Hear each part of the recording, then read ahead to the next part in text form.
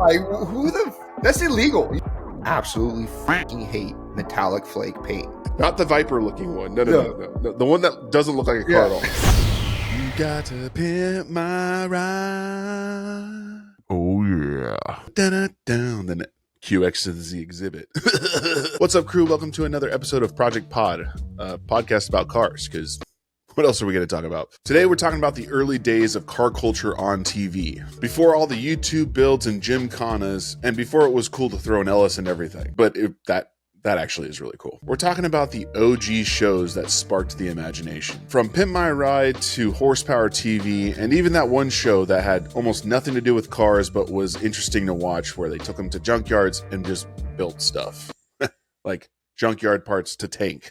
Yeah, that one. We break down the outrageous, the practical, and the downright unhinged moments that made car TV shows addictive. And then we talked about how that era evolved, how some of those shows still work today. YouTube channels like Mighty Car Mods, Hoonigan, BigTime, One Day, this channel, are building off of that foundation to create something fresh. Drop a comment down below of the first car-related show that you remember. Was it Top Gear? Because I'm pretty sure if you don't know that one, then we can't be friends. Whether it was Foose, Exhibit, or some forgotten gem, maybe you'll trigger a memory in our minds. And with that, enjoy the episode. All right. Lotto ticket. Lotto ticket. Let's see if everything that we've done the last couple of weeks to build our businesses result to ways. Shit. Also, there was hope. In other news, all of our episodes are now on podcast platforms. Actually, let me see if I can pull this up really fast. Directories? Yes. We are on Apple Podcasts, Spotify, Podcast Indexed, Podcast Addict, Podchaser, Deezer, and Player FM. We are now all episodes listed. I was worried about like if I uploaded old ones, it'd be out of order. Yeah. And then I was like, okay, whatever. At this point, it's better now than later and have them on the top of like 40 episodes or something. But we're on all those. So wherever you listen to them, follow us, please. Please. Please. Justin wants GTR. Will not be dancing for GTR. I'm considering it. But we'll do other things that are way more questionable than dancing for TikTok. A lot more questionable than dancing.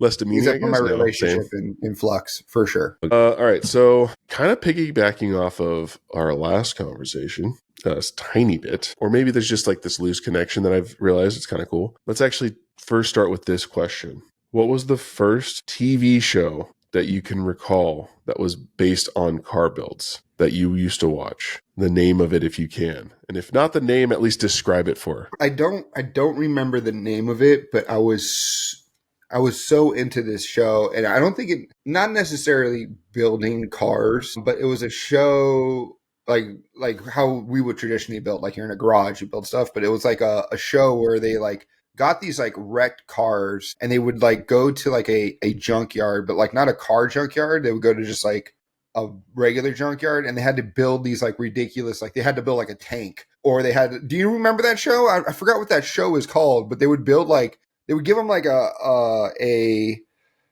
task that it had to complete, and then they built this vehicle off of that task from like parts that were there. I forgot what the show is called, but I loved that show. I can't hear you. Now I can. That shouldn't be a mute button. Weird. Anyways, Roadkill? No. There's another one that sounds like the same. So I asked GPT to list out like all of the popular car channel or car TV shows that feature builds, and that I guess that's one of them. But I do remember it was like when the first wave of reality TV came out. Yeah. And they made this ridiculous like goal. You was like, here's what you got to build, and we're at a junkyard. Go find the parts and weld them together. Like it had nothing to do with vehicles. Yeah, it was like grab this, grab that, and weld it into some weird structure, and it just needs to work. Yeah. So funny. That there wasn't really a show that like based around cars, but like still kind of car-ish. Yeah. That I didn't really like watching TV. The TV shows that I watched it was mostly cartoons when I was younger. I didn't really get into like any like live action TV per se until I became an adult. And even as an adult, I really don't watch too much TV. So like I never really got into TV shows. I know like there was one like car restoration experts or something like that I watched as well. But that was like mostly like old cars. It never really revolved around what I was really interested in at that time after watching like Fast and Furious. something Foos. Yeah, Foos. Restoration one. I forget the name of that too, but I do remember that one. That one's dope. And so like they didn't if there was a TV show that, and I think the closest was like maybe Pimp My Ride, but if there was a TV show that was like grounded in building out JDM, like the JDM type cars, or having that type of style, I probably would have been really, really into it at that time. But it was either really old cars that they were restoring, or like a crazy, like not related to car but stupid build that you would have to do to achieve something. Yeah, it was like, it's just like what's popular now. It's what we talked about in the last episode, which is the crazier the build, the more viewership you're going to get. Yeah. So I actually had to look mine up because the list could not populate it, and then I used GPT because Google couldn't do it. I was like, this show where it was just one guy in a garage, very clean garage, and working on cars, but it was kind of plain and boring. It's like horsepower TV is like, holy fuck. Shit. Then I Googled that, saw like the screenshots, and there was this dude with like not long hair, but not short hair. It was like shoulder length, and like he's just smooth talker. He's like, we're going to put this turbo into this Honda Civic and see how much boost we can put into the engine. They had that? That was it. That was the thing? Dude. So like Honda Civics and shit? Oh. Yeah, this was like, I got to look up the time. I'm pretty sure it was late 90s. And it was like I'm pretty sure it was the first pioneer to start putting cars on TV. And that's why it was just so boring. This was before the monster garages and the crazy build stuff where they weld or Pimp My Ride and some of the other stuff. It was just legit. I'm going to modify a car, and it's basically what you see today, but in like the cooler aspect where you're not super scripted, or I would say it's like Mighty Car Mods. They probably modeled it off of those early shows where it's like, here's a bunch of dialogue, but we try to make it interesting and infuse a bunch of jokes. Like, I think they put in some jokes, but they were so dad jokey that I'd probably laugh at them today. But back then it was more like, you're like, cringe. It was so now bad. We're like, dude, this is pure gold. Yeah, so that was the first for me, and it was just hilarious. Now, I'm going to try to engage the audience who's not watching because we only get like 20 views. But if you are watching and you got this far, tell me what the first show you remember seeing that has to do with car modifications. Because there's a ton. And when I threw in this prompt for GPT, I was like, help me build out a structure to talk about shows. And hopefully some of these will be more in line with stuff that you remember, because like you said, you didn't watch as much TV. I remember a ton of different shows, and the list that they gave me was like, yep, yes, yep. But we're going to go through sort of the styles and talk about why did they have it that way? Would it survive today? And what could we potentially revive and make it better? I think. So style number one, the wild and outrageous. And this is where we'll get straight into Pimp My Ride. Pimp My Ride, dude. Heard you like toasters, so we put a toaster underneath your wheel well so that you can toast your toast inside of your car while you're driving on the freeway. Like, what? Where did you hear that I like toasters? Like, I think you sent me a TikTok one recently where like they put like a fucking cat scanner in the, like, that's illegal. You can't actually cat scan people like outside the hospital. Yeah. There's absolutely some wrongness here. So, I remember the number of screens they would put on cars, and it didn't matter what car it was. I think there was actually a standard for them. They would do something stupid and outrageous based on the person's personality and personal preferences, but then they would always do like 10 screens. You got a screen in every headrest. You got a screen in your dashboard. You got a screen in the flaps that cover the sun when you're driving in the middle of the day. You got a screen in the back. You got a screen on the tailgate. And then the other thing was like subwoofers. You get like 20 subwoofers and try to. And then actually, here's a good wild one. Do you remember the episode where they put I think it was called the Sledgehammer? The MTX, the subwoofer legit is like 3 feet tall, and I'm pretty sure it's a 15-inch or a 20-inch subwoofer, and they put this thing in like a Honda DX. Basically, from the back seat to the tailgate was this subwoofer. Just straight up. No, I don't remember that one, but I do. So the funny thing about Pimp My Ride for me is at the time that it started getting like that first season, I had a friend, kind of friend-ish, I don't know. She went to the same church as we were going to at that time. She worked for West Coast Customs. And so she was telling me about this show because she knew I was into cars. She was like, this show's going to be awesome, all this stuff. And I was like, yeah, I'll watch it. And I watched the first couple episodes, and she like was trying to get me to go to the garage to like view this stuff. And when I watched the first few episodes, I was like, this relates to me in no level whatsoever, because they did all with the engines. They just threw in as much bullshit as they can. Like you said, it had to be like a minimum of 10 screens, like a crazy sound system, and like 20-inch chromes or bigger on the car every time. And I was like, they're just carbon copying the same build every episode, and then like tweaking a little bit based off like the person's interests in their life. This is important to know. Interests, quote unquote. And I'm like, okay, like the interest part is what makes the episodes all different, but at its base layer, it's all the same. Like Exhibit picks up the car, brings it over, and you have a shot of like every dude. Like the first dude's like, yeah, I'm going to put a bunch of screens in this car. And then he like shoots to the next guy. He's like, yeah, like I know they like the color green, so I'm going to upholster their entire car with green. And I'm like, dude, it's the same it's the same shit like every time. I'm like, show me what you did to the engine. Show me what you did to the suspension. Hell, show me how you actually did the electrical for like running all of this bullshit. Like, what kind of batteries are you guys fucking running? But I guess that's to the point of the last chat we had. It's like they didn't do that because they knew it would not get the views. It wouldn't get the amount of absolute infamy that Pimp My Ride has, because what they did was do TV. They did the most outrageous things because it would get people to watch. And the thing that I'm sure people have to know by now, that show was 100% fake. Well, okay, back it up. 90% fake, we'll say. The other 10% was like this person got some upgrades to their car and then drove around a hoopty basically afterwards and just had to own this thing that was upgraded to oblivion in aesthetics, and then some of the more expensive stuff ripped out because it wouldn't go with them.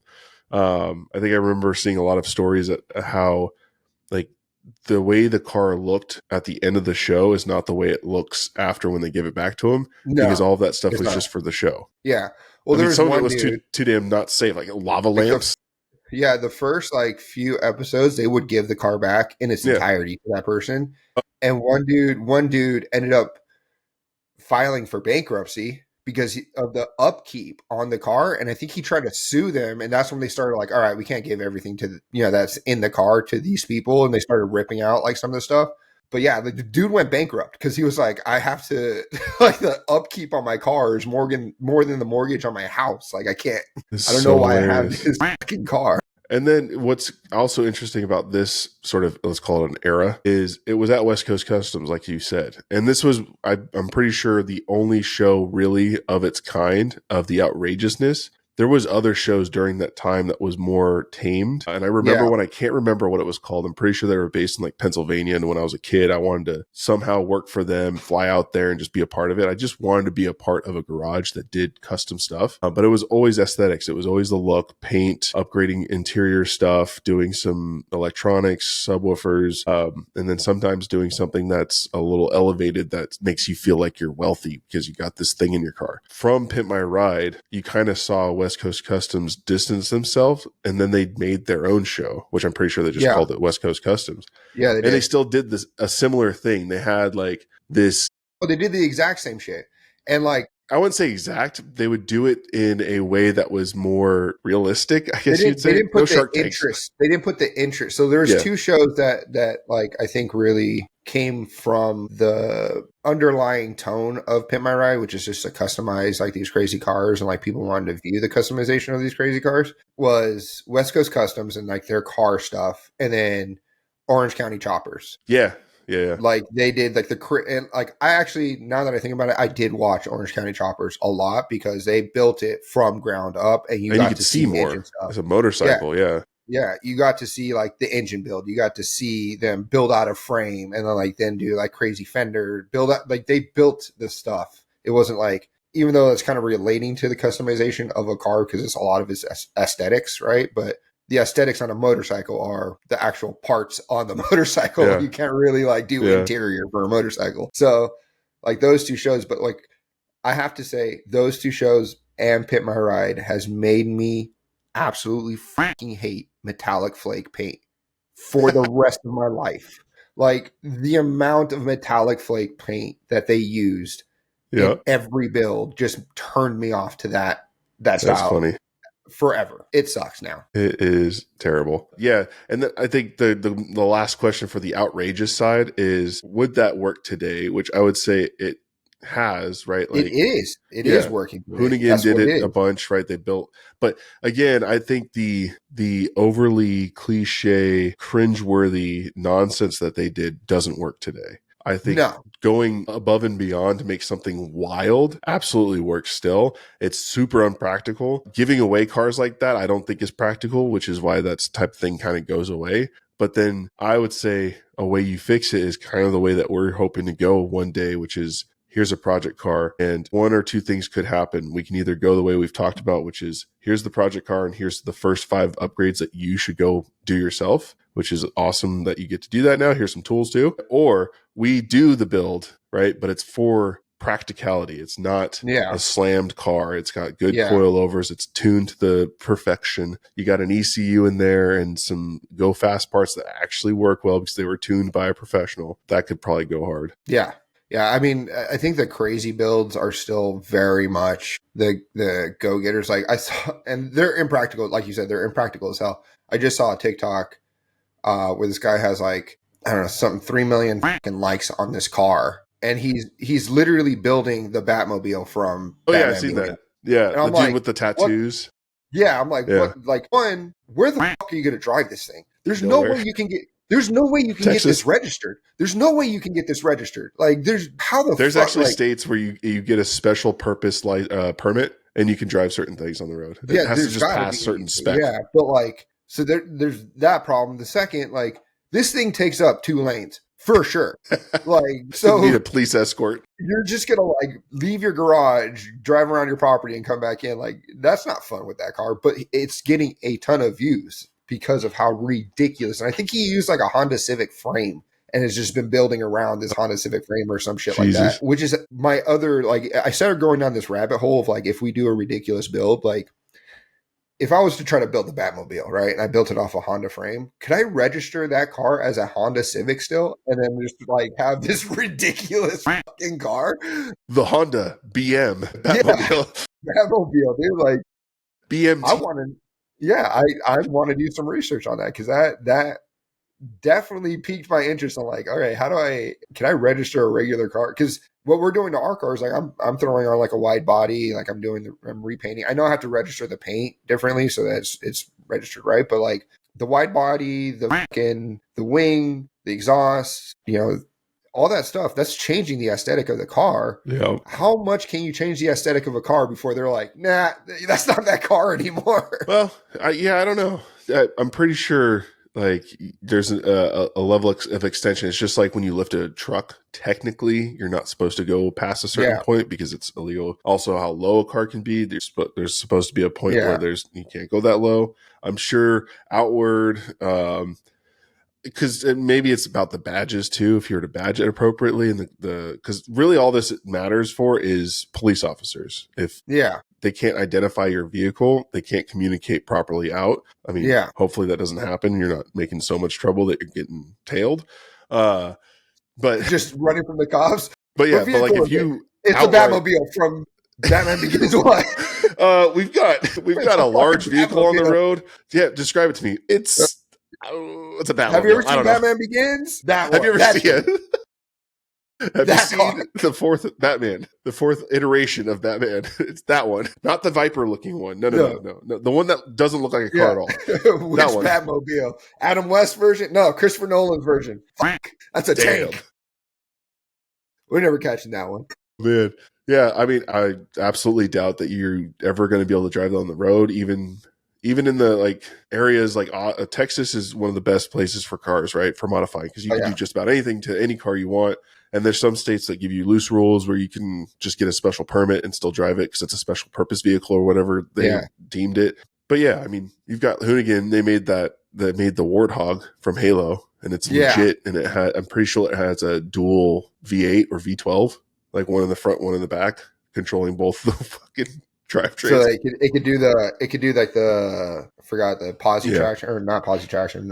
Thing is whatever. awesome. Like where both fucking axles are able to turn. Yep. Like that shit's crazy. So I'm going to glaze over the next one, which is the garage reality and fabrication, because we kind of talked about that. The West Coast Choppers was one of them. There was Garage Rehab. There's some other shows that I remember where it was like the idea of restoration or building a car really with the purpose of making it awesome and not cringe and crazy. I feel like we went too crazy, Pimp My Ride, to not crazy enough with some of these like restoration shows where it's basically like a documentary of check out how much money I can put into this car and make it look cool. Yeah. Back to YouTube where the idea of creation is democratized and everybody can do it. You got a camera, you can put up content, and you have stuff like, I would say the true pioneers, Mighty Car Mods, because they've been doing it for freaking ever. They are the true evolutionary people of this road to sort of like good content where they're doing cool stuff. They're funny as hell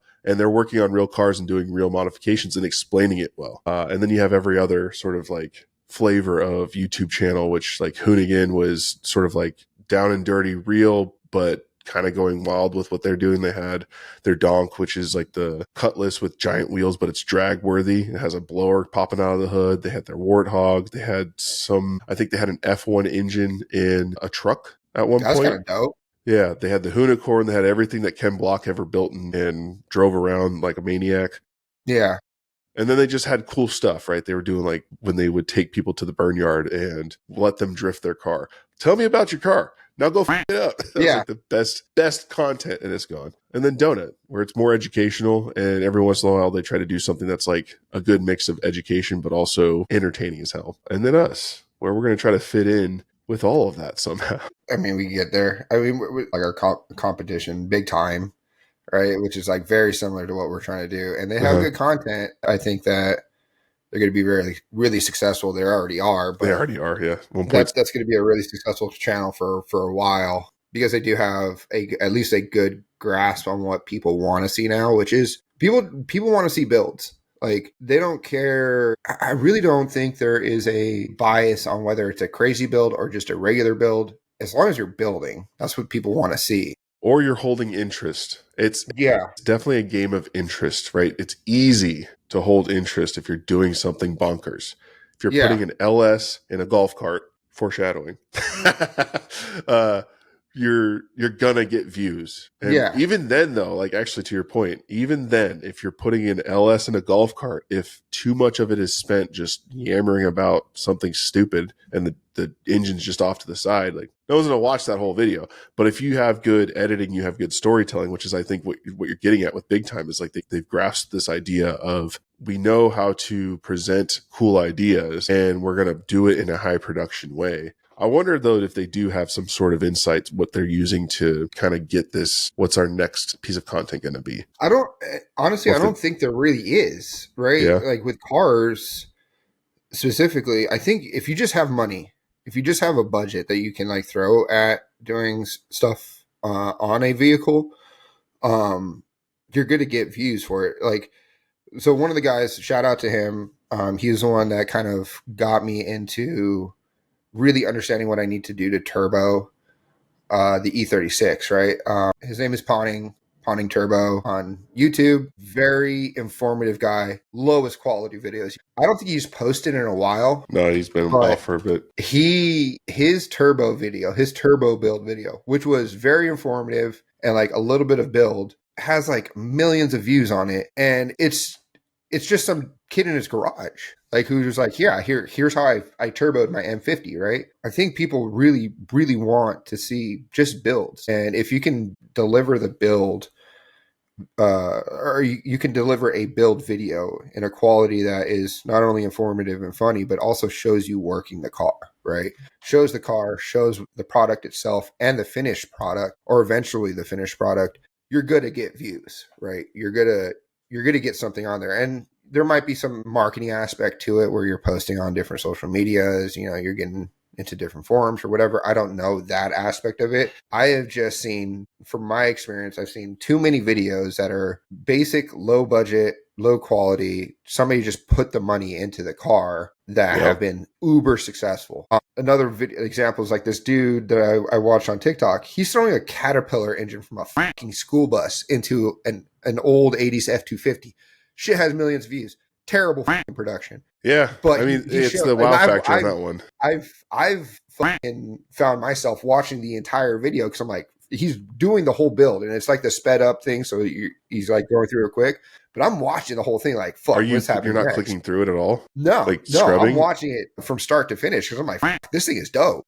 I mean, that could be, sometimes that's a part of the strategy, right? If you're just letting it run, but there's a payout somewhere. I know it's going to have, that's like a lot of social media clips these days, but like they're 30 seconds to a minute long, but it's like, you're just waiting for the end. Looks like this person's running and they're going to fall. Yeah.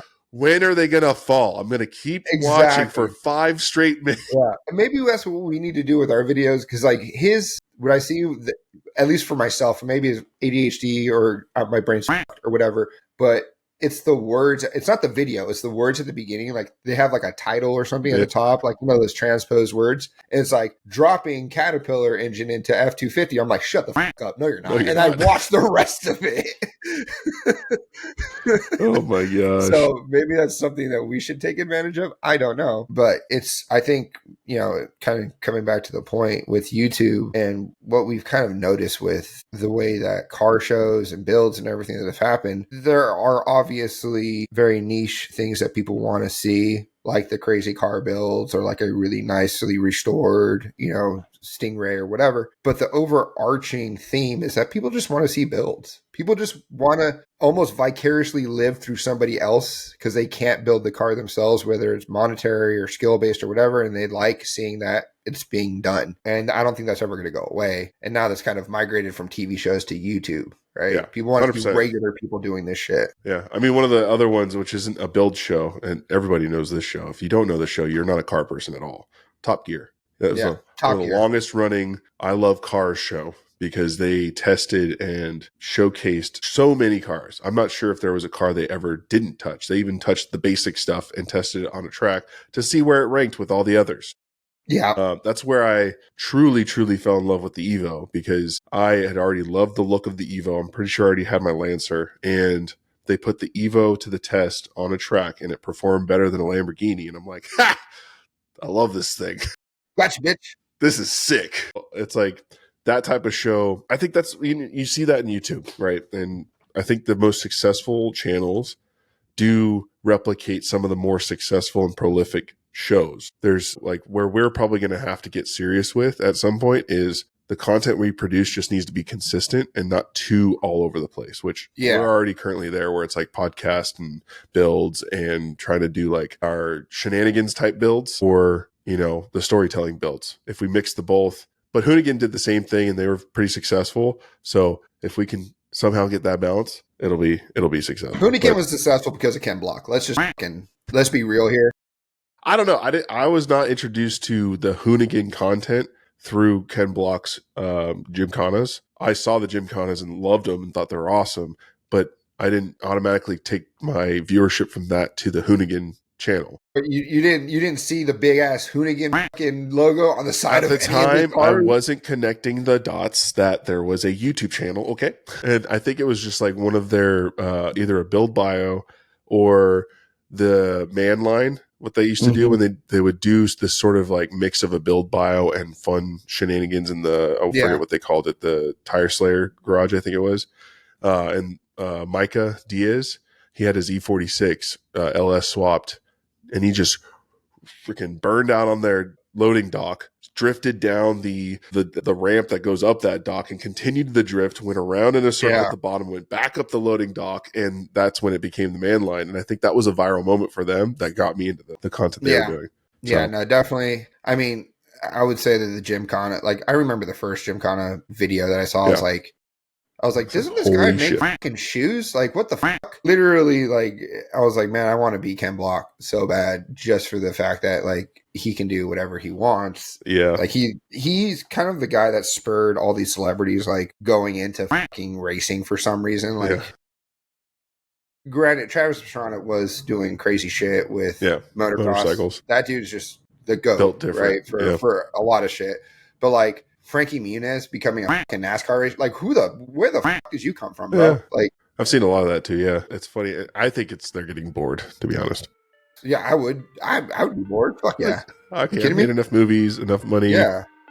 Like movies I guess I'll race some cars. Yeah, I would do it. All right, that's it. Thanks for watching. I hope you enjoyed it. If you're new, consider joining the crew. By subscribing to the channel today, you join our current giveaway and any future giveaway that we decide to launch.